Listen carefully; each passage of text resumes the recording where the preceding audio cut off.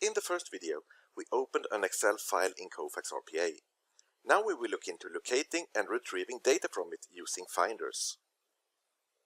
Let's say we receive invoices from our mobile phone provider and need to assign names to the listed numbers.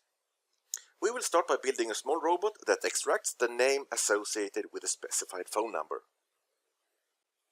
We continue on the robot that opens our employee data Excel file. First we create a new type and call it employee.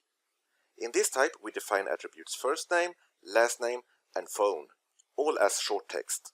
A phone number will be mandatory since it is our search input.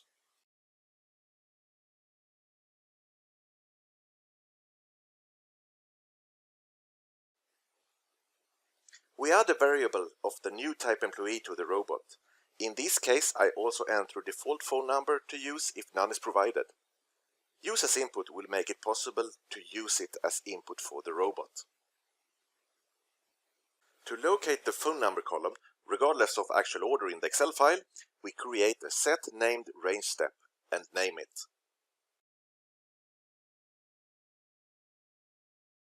On the Finders tab, the range is defined to the Employees Excel Sheet tab and use column with header phone hash. Finally, the step is named. We simplify the defining of the first named column finder by copying the previous step and modifying it. This range will be named the first name column, and the Excel header is first name. In the Basic tab, we also update the new step's name.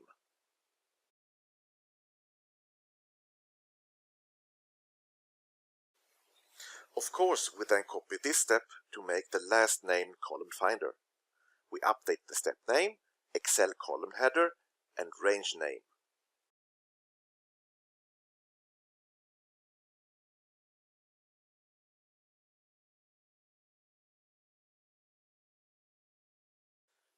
We can also set the named range by right-clicking selected cells. To find the phone number we are looking for, we edit the created step, naming the range to phone number, and finding a cell that matches the phone number input variable.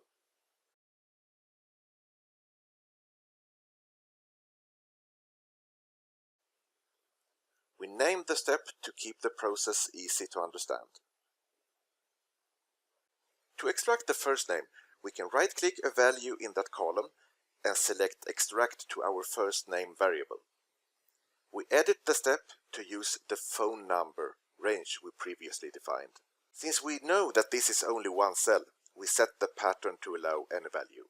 And to extract the last name, we simply copy the Extract first name step and updates it.